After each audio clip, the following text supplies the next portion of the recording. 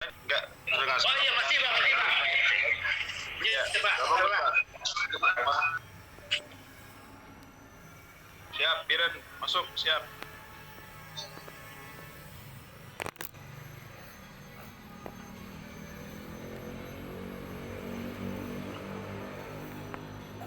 Oke, baik Bapak Ibu, kegiatan kita adalah pelatihan pembenihan ikan koki, di mana nanti akan kita bahas dari persiapan wadah sampai dengan proses pembenihan.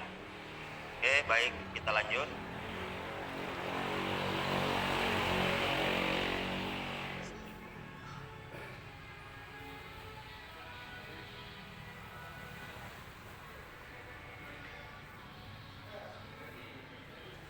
Baik Bapak Ibu, sebelum kita mulai kegiatan, alangkah baiknya saya memperkenalkan diri dulu. Nama saya Herianto, saya bekerja di BP3 Medan. Jabatan saya fungsional instruktur, di mana fungsional instruktur ini adalah melatih baik itu pelaku usaha maupun pelaku utama di bidang perikanan. Alamat saya di Blok J, nomor 04, Kelurahan Nelayan Indah, Kecamatan Medan, Labuhan. Baik Bapak Ibu, materi yang akan kita bahas nanti dalam kegiatan pembenihan ikan mas koki yaitu ada 7. Yang pertama itu menyiapkan akuarium. Akuarium ini nanti fungsinya untuk media ataupun wadah pemijahan. Kemudian memilih jenis ikan, di mana nanti untuk melakukan pembenihan ikan mas koki ini yang akan kita pindahkan yaitu mas koki jenis oranda. Sebenarnya banyak varietas atau jenis-jenis ikan mas koki yang ada di sana. Oke, kemudian membedakan antara induk jantan dan induk betina. Materi yang keempat akan kita bahas memijahkan. Artinya setelah kita seleksi induk jantan dan induk betina yang matang konat, langkah selanjutnya kita melakukan pemijahan. Di mana kita melakukan pemijahan ini akan kita desain media pemijahan ataupun wadah pemijahannya dengan menggunakan substrat atau tempat menempelnya telur. Nanti yang akan kita gunakan untuk substrat atau menempelnya telur itu akan kita gunakan eceng gondok. Sebenarnya kalau untuk melakukan pemijahan ikan koki ini bukan hanya eceng gondok aja sebagai substratnya, bisa juga kita desain nanti dengan menggunakan ijuk, bisa dengan menggunakan waring juga bisa. Nah, materi yang kelima yang akan kita bahas nanti adalah perawatan ikan mas koki. Artinya telur setelah menetas, nanti kita akan lakukan perawatan larva. Dan materi yang keenam, itu akan kita bahas tentang jenis ikan mas koki. Kemudian materi yang ketujuh, yaitu merawat ikan mas koki. Ya. Baik Bapak Ibu, kita lanjut materi selanjutnya, yaitu yang pertama kita harus mengetahui dulu latar belakang. Latar belakangnya apa ya? Tujuan kita untuk melakukan kegiatan budidaya yaitu ikan hias mas koki ya. Budidaya ikan hias mas koki merupakan solusi yang tepat bagi yang memiliki lahan terbatas. Artinya kalau kita tidak mempunyai lahan yang begitu luas, kita bisa melakukan kegiatan budidaya ya. Budidaya pembenihan ikan hias yaitu ikan mas koki. Di mana dalam masa pandemik ini kita bisa melakukan kegiatan usaha budidaya, khususnya usaha pembenihan ikan koki, itu kita bisa melakukan di rumah kita. Artinya kita memanfaatkan lahan pekarangan rumah untuk melakukan kegiatan budidaya. Ya. Kemudian membudidayakan mas koki ini sebenarnya terbilang mudah, ya, terbilang mudah dan memiliki tingkat keberhasilan yang tinggi apabila Bapak Ibu memiliki pengetahuan yang dibutuhkan tentang pemeliharaan ikan mas koki, ya. Jadi artinya kalau kita mau melakukan kegiatan usaha, baik itu usaha pembenihan, usaha pendederan, usaha pembesaran, kita harus tahu dulu sifat dan daur hidup komoditi ataupun organisme yang akan kita pelihara, ya. Setelah kita memahami tingkah lakunya, setelah kita memahami daur hidupnya, maka kegiatan usaha apapun pasti akan berhasil. Dan tak kalah pentingnya kalau melakukan kegiatan budidaya, terutama budidaya hewan-hewan air, itu yang harus kita perhatikan adalah di kualitas airnya, ya, di kualitas airnya. berapa pH-nya, kemudian berapa suhunya, berapa kandungan amonia nitrit. Nah, itu harus sesuai dengan daur hidup organisme ataupun ikan yang kita pelihara. Ya. Kemudian langkah selanjutnya, cara membudidayakan ikan mas koki, yaitu yang pertama kita harus menyiapkan wadah. Wadah ini bisa saja kita gunakan nanti, yaitu wadah terpal bisa, kemudian wadah kolam beton juga bisa, wadah bak fiber juga bisa. Nah, kalau memang lahan kita sangat-sangat terbatas, kita bisa melakukan kegiatan budidaya ataupun pembenihan ikan mas koki ini di dalam ruangan. Nah, kalau kita melakukan pembenihan ikan mas koki ini di dalam ruangan, itu kita membutuhkan apa? Akuarium ya, akuarium untuk wadah pemijahannya. Ya. Untuk mulai budidaya ikan mas koki, langkah pertama yang harus dilakukan adalah menyiapkan akuarium. Kenapa saya patokan akuarium? Karena nanti pada saat kita melakukan kegiatan praktek, itu yang kita aplikasikan di akuarium, ya, di akuarium. Nah, gunakan akuarium dengan dimensi panjangnya 80 cm, lebarnya 40 cm, dan ketinggiannya 40 cm. Di mana dengan luasan yang saya sebutkan tadi, itu artinya kita bisa mengontrol, terutama mengontrol kualitas air, ya, kualitas air. Kemudian kita memilih jenis ikan mas koki, ya. Memilih jenis ikan mas koki yang akan dibudidayakan, baiknya fokus pada satu jenis. Artinya, kalau Bapak Ibu memulai usaha pembenihan ikan mas koki, itu usahakan satu varietas dulu, ya. Varietas yang kita benihkan ataupun yang kita lakukan, itu kita fokuskan ke satu jenis dulu, ya.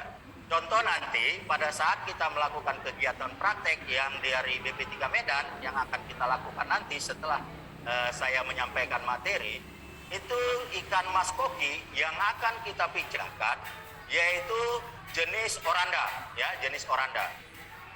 Kemudian setelah sudah memilih jenis ikan yang akan dibudidayakan ataupun yang akan dipijahkan, selanjutnya kita melakukan pemijahan ikan mas koki itu, ya.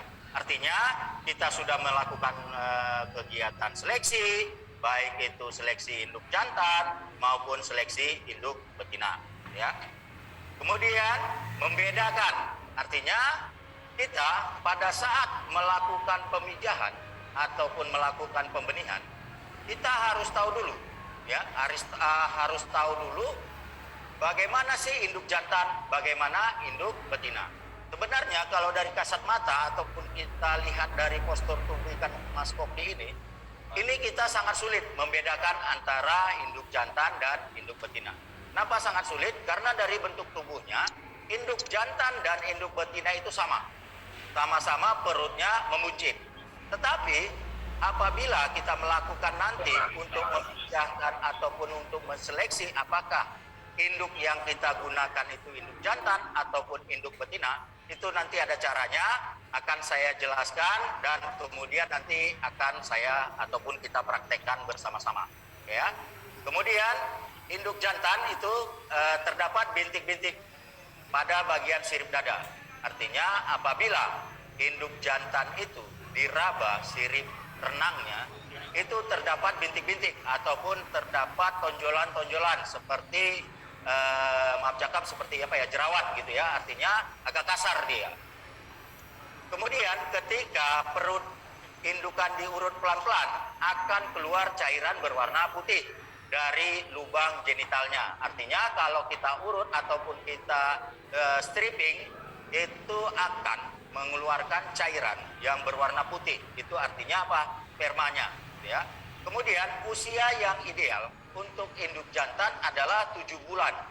Artinya usia 7 bulan itulah bisa dipijahkan. Awal untuk memijahkan ikan mas koki ini, induk jantannya diharapkan sudah berusia 7 bulan ke atas. Ya, jangan kita melakukan pemijahan ikan mas koki itu di bawah 7 bulan ataupun masih usianya 3-4 bulan. Kenapa tidak bisa dilakukan pemijahan pada usia tersebut? Karena kandungan ataupun spermanya masih muda ataupun tidak bisa nanti membuahi sel telur yang betina, seperti itu ya. Kemudian dilihat dari cara berenangnya. Cara berenang relatif lincah. Jangan kita melakukan seleksi ataupun melakukan pemijahan ikan mas koki itu yang dia tidak agresif ataupun yang malas berenang. Itu diidentifikasikan ikan tersebut terserang penyakit ya, ataupun nutrisinya kurang ya. Kemudian semua organ sehat dan tidak cacat, artinya organnya lengkap ya, yaitu siripnya, kemudian ada sisiknya, kemudian ada ekornya. Nah, semuanya ini diharapkan istilahnya apa ya, lengkap, tidak cacat ataupun tidak terjadi luka ataupun tidak membawa bibit penyakit, yaitu bakteri ataupun jamur ya. Itu untuk seleksi induk jantan. Nah, kemudian untuk seleksi induk betina, yaitu bagian sirip dada ketika diraba terasa halus, artinya tidak ada bintik-bintik ataupun tidak ada tonjolan-tonjolan apabila kita melakukan ataupun kita raba di sirip dadanya ya. Kemudian ketika bagian perut diurut akan terasa lembek dan mengeluarkan cairan berwarna kuning. Artinya cairan yang berwarna kuning ini adalah bakal telurnya, artinya telur yang belum terbuahi. Untuk ikan mas koki, telur yang belum terbuahi ataupun tidak terbuahi itu berwarna kuning.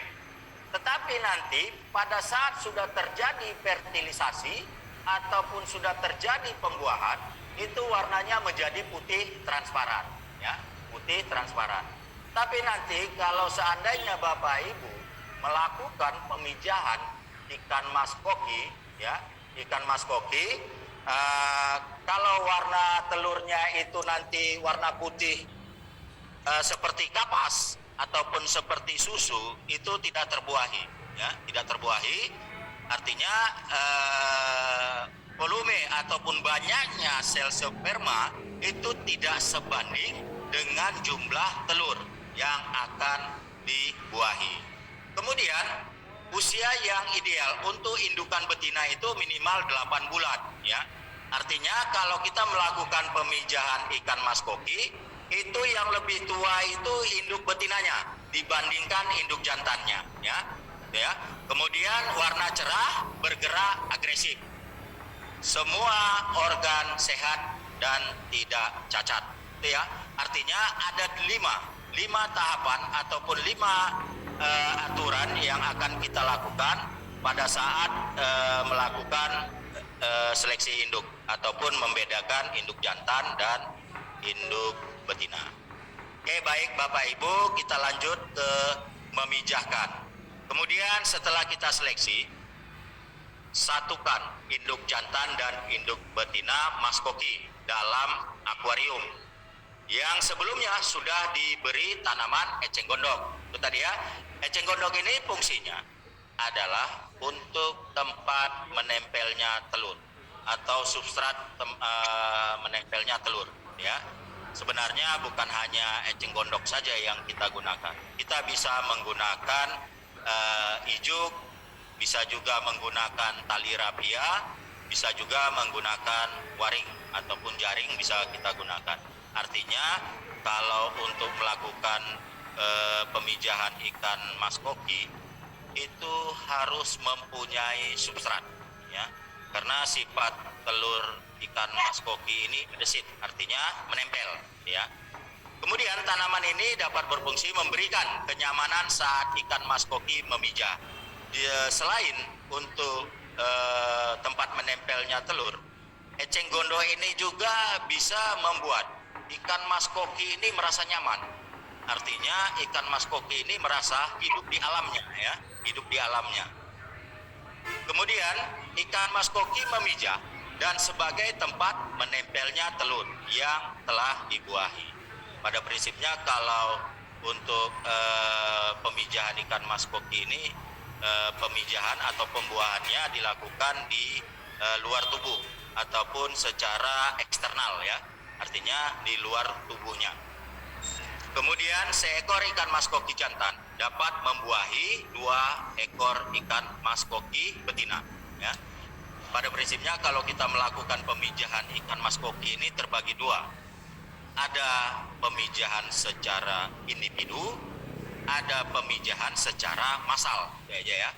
Artinya pemijahan ikan mas koki belum bisa dilakukan secara buatan. Bisa sih dilakukan secara buatan apabila kita sudah memahami karakter ataupun sifat-sifat ikan mas koki. Ya. Kemudian setelah itu proses pemijahan pada ikan jenis lain, ikan mas koki akan mengawali proses perkawinan dengan kejar-kejaran antara induk jantan dan induk betina. Nanti Bapak Ibu bisa menyaksikan ataupun bisa melihat apabila Bapak Ibu melakukan pemijahan ikan mas koki, itu yang di belakangnya itu ikan jantan. Nah, di depannya itu ikan betina. Nah, biasanya nanti yang jantan mengejar induk betina, itu yang jantan akan menggosok-gosokkan kepalanya itu di arah alat genital yang betina, ya. Artinya di situ ikan mas koki yang jantan merangsang ikan mas koki yang betina untuk mengeluarkan telur. Nah, setelah telur keluar, maka induk jantan akan mengeluarkan sperma. Nah, terjadilah fertilisasi atau pembuahan di luar tubuh atau fertilisasi pembuahan secara eksternal, itu ya maksudnya. Setelah itu ikan mas koki jantan akan membuahi telur-telur yang keluar dari ikan mas koki betina. Pembuahan ini disebut dengan pembuahan secara eksternal atau di luar tubuh ikan tersebut. Kemudian proses pemijahan ikan mas koki itu yang pertama. Ciri-ciri ikan mas koki yang mengalami pemijahan adalah saling kejar-kejaran antara jantan dan betina. Biasanya induk jantan akan menggosokkan tubuhnya pada bagian perut belakang induk betina. Kemudian induk jantan akan mengeluarkan sperma guna membuahi sel telur. Kemudian telur yang keluar akan menempel pada substrat. Nah, prinsipnya nanti telur itu menempel secara merata itu diakibatkan ikan mas koki menggerakkan ekornya antara ikan mas koki jantan dan ikan mas koki betina. Fungsinya untuk mencegah terjadinya penumpukan telur di satu titik saja, ya. Jadi ikan mas koki tersebut yang mengatur, artinya yang menyerahkan telurnya dengan sendirinya, gitu ya. Kemudian merawat ikan mas koki, yaitu perawatan larva ikan mas koki. Telur yang sudah dibuahi akan menetas menjadi larva ikan dalam waktu 2-4 hari. Artinya proses penetasan telur ikan mas koki berbeda dengan proses penetasan ikan lele. Kalau ikan lele itu 24 jam sudah menetas. Tetapi ikan mas koki ini bisa 2 hari sampai 4 hari, ya. Tergantung suhu air. Makanya kalau Bapak Ibu melakukan pemijahan ikan mas koki itu baiknya harus ada alat namanya heater. Heater ini adalah untuk mempertahankan suhu sesuai dengan keinginan kita. Artinya seandainya ikan mas koki itu telur yang menetas dapat dipercepat dengan mempertahankan suhu 30 derajat, misalnya seperti itu. Makanya kita harus menggunakan heater atau pemanas, ya. Heater ini berfungsi apabila kita menggunakan di akuarium. Tetapi kalau kita menggunakan di kolam ataupun di wadah yang lebih luas, heater ini tidak berfungsi, ya. Kemudian jika ada telur yang tidak menetas, sebaiknya mengambil telur tersebut agar tidak membusuk, ya. Jadi kalau misalnya telur-telur yang tidak menetas kita pertahankan di dalam satu media penetasan, itu dapat terkontaminasi dengan telur-telur yang terbuahi, ya. Jadi telur-telur yang tidak terbuahi sebaiknya diambil sebelum terjadi pembusukan. Nah, proses pembusukan ini dapat menurunkan kualitas air. Kenapa dapat menurunkan kualitas air? Karena pada prinsipnya telur-telur ikan mas koki ini mengandung kandungan protein yang tinggi. Nah, kandungan protein yang tinggi itu dapat mempercepat terjadinya pembusukan di dalam air, ya. Kemudian karena jumlah populasi ikan mas koki di akuarium meningkat, Anda sebaiknya menggunakan aerator, ya, menggunakan aerator atau gelembung udara untuk mensuplai oksigen di dalam media penetasan ataupun media perawatan larva, ya. Kemudian larva yang telah menetas masih memiliki kuning telur di dalam perutnya. Artinya pada saat telur menetas itu larva belum diberi pakan, ya. Kenapa? Masih ada cadangan makanan yang dibawa larva tersebut dari telur, ya, itu ya. Jadi untuk melakukan pemberian pakan itu bisa kita lakukan setelah usia larva dari menetas itu usianya 4 hari, ya, 3 sampai 4 hari bisa diberi makan. Pakan yang diberikan itu bisa kuning telur, ya, kemudian bisa juga cacing sutra. Tetapi kalau kita menggunakan kuning telur itu ada kelemahannya. Kelemahannya ada. Kalau kita terlalu banyak memberikan kuning telur, itu dapat menyebabkan menurunnya kualitas air, ya. Nah, kuning telur ini juga jangan kita berikan mentah. Kita rebus dulu. Setelah kita rebus, ya, kemudian kita encerkan dengan air, ya. Nah, cairan antara air dan kuning telur itu yang kita berikan ke larva ikan, ya. Kemudian beri makan secukupnya. Artinya kalau untuk larva pada saat kita memberikan makan itu secara ad libitum atau sampai kenyang, ya. Karena pada prinsipnya larva ikan mas koki itu sangat banyak membutuhkan makanan untuk memacu pertumbuhan, ya. Tetapi setelah kita memberi pakan itu harus kita kontrol. Artinya jangan sampai banyak makanan ataupun kuning telur yang kita berikan itu sisa di dalam air budidaya kita.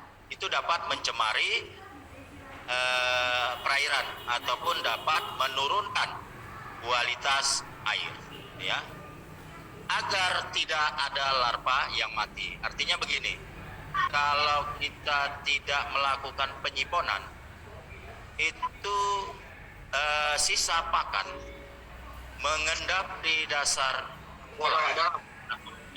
akuarium itu dapat menyebabkan amonia.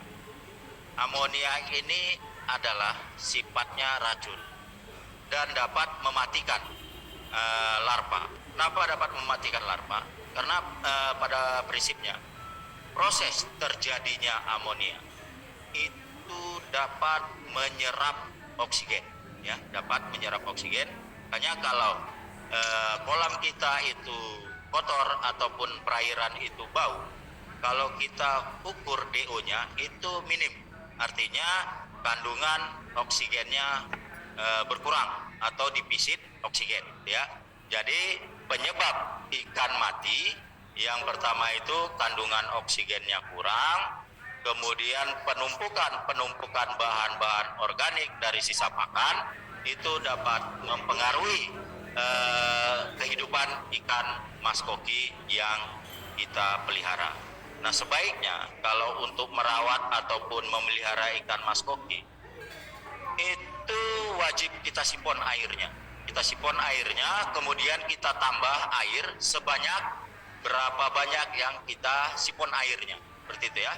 Jadi untuk merawat ikan mas koki jangan setiap hari kita menggantikan air. Nanti itu dapat berpengaruh terhadap di kualitas airnya. Nah, fluktuasi atau perubahan kualitas air itu dapat mengakibatkan ikan mas koki itu menjadi stres. Ya. Kalau ikan stres, itu secara otomatis nafsu makannya kurang. Ya. Kalau nafsu makannya kurang, itu antibodi ikan itu lemah. Nah, antibodi ikan itu lemah, mudah terserang penyakit. Kalau ikan terserang penyakit dapat menyebabkan kematian. Jadi kalau kita mau memelihara ikan mas koki, kita harus tahu dulu kualitas air yang baik ataupun kualitas air yang layak untuk budidaya ataupun untuk pemeliharaan ikan mas koki. Ya. Kemudian kita lanjut lagi, memberikan makanan berupa jentik nyamuk bisa. Artinya begini, kalau untuk mencerahkan warna ikan hias, ya sebenarnya kalau ikan hias ini kan bukan dilihat dari berapa besar bobotnya ataupun berapa besar ikannya, tetapi dari segi warna ikan. Nah, kalau Bapak Ibu memberikan makanan ikan itu jentik nyamuk, itu dapat mempertahankan atau untuk mengilatkan dan mempercantik warna ikan tersebut. Beda kalau kita memberikan makan cacing sutra. Kalau kita berikan cacing sutra itu untuk menggemukkan ikan. Hanya para breeder ataupun para pembenih ikan hias, terutama ikan cupang, itu lebih senang mereka memberikan makan itu jentik nyamuk dibandingkan cacing sutra. Karena jentik nyamuk itu dapat mengkilapkan ataupun membersihkan warnanya. Seperti itu ya. Kemudian selama 1 bulan pertama diberikanlah pakan sedikit demi sedikit. Ya, pemberian pakannya bisa kita berikan, frekuensi pemberian pakannya 3 sampai 4 kali dalam 1 hari, yaitu pukul 6 pagi hingga pukul 5 sore. Kenapa pukul 6 pagi sampai pukul 5 sore? Ya, pada prinsipnya ikan mas koki ini sifatnya apa? Diurnal ya. Diurnal itu artinya aktif di siang hari. Ya. Nah, berilah pakan dari pagi sampai sore hari. Jangan kita memberikan makanan ataupun memberikan pakan ikan mas koki itu di malam hari. Karena di malam hari pakan yang kita berikan itu tidak akan dimakan ikan mas koki. Kemudian pada malam hari biasanya divisit oksigen, ya divisit oksigen. Karena yang kita pelihara itu bukan hanya ikan saja di dalam perairan itu, ada makhluk-makhluk lain ataupun ada organisme lain seperti plankton, fitoplankton seperti itu ya. Jadi untuk memberikan makan ikan mas koki itu baiknya di pagi sampai sore hari, ya. Berbeda kalau kita melakukan kegiatan budidaya udang. Ya, budidaya udang itu adalah sifatnya nokturnal, aktif di malam hari. Itu wajib kita berikan makan malam hari. Tapi makannya di malam hari lebih sedikit dibandingkan di siang hari. Ya. Kemudian ikan mas koki yang sudah cukup besar dapat diberi makan cacing sutra ataupun cacing darah. Ya. Cacing darah, cacing sutra.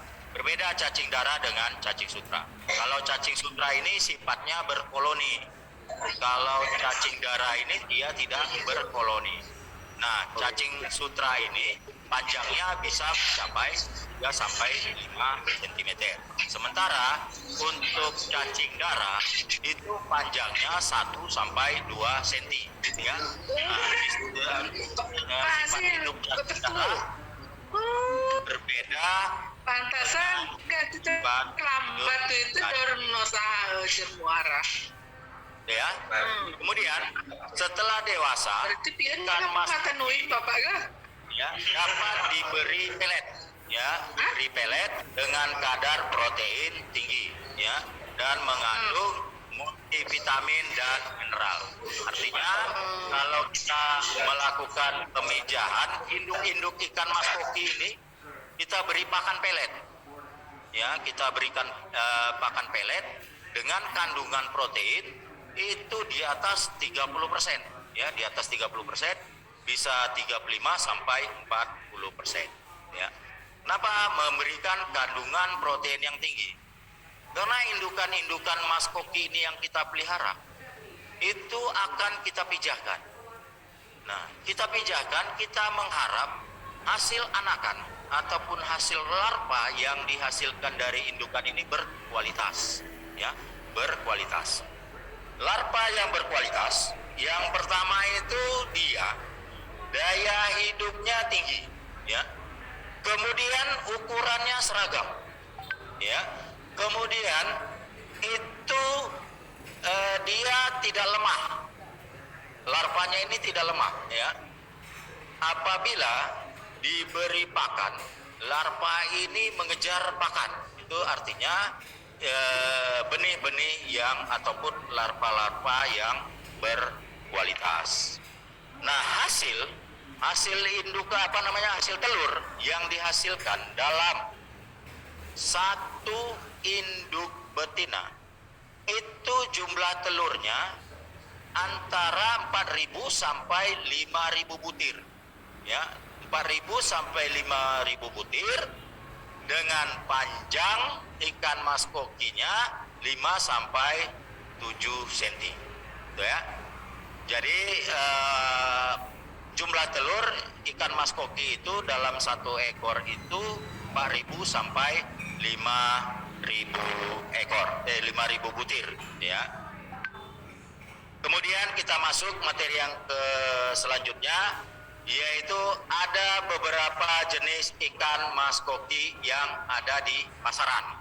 Ini saya ambil ataupun saya contohkan ada 6. Ini yang memiliki nilai ekonomis tinggi. Artinya ikan-ikan mas koki ini kalau di pasaran itu harganya relatif mahal, ya. Dan jenis-jenis ikan mas koki yang 6 ini sering dijadikan ikan kontes, ya, ikan kontes, gitu ya. Jadi ikan-ikan yang ada di pasaran ataupun yang bernilai ekonomis tinggi itu ada 6. Tetapi ikan mas koki yang paling lengkap ataupun yang paling sempurna itu adalah ikan mas koki jenis oranda, ya, jenis oranda.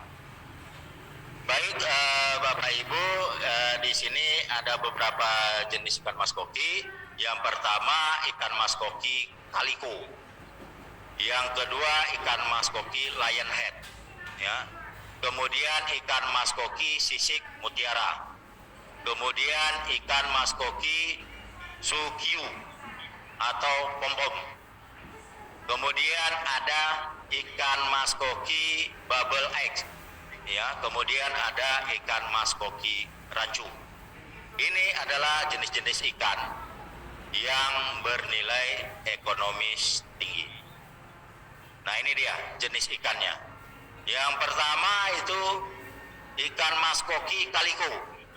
Ikan mas koki kaliko ini adalah penamaan kaliko, ya, didapat dari jumlah warna, ya, yang dimiliki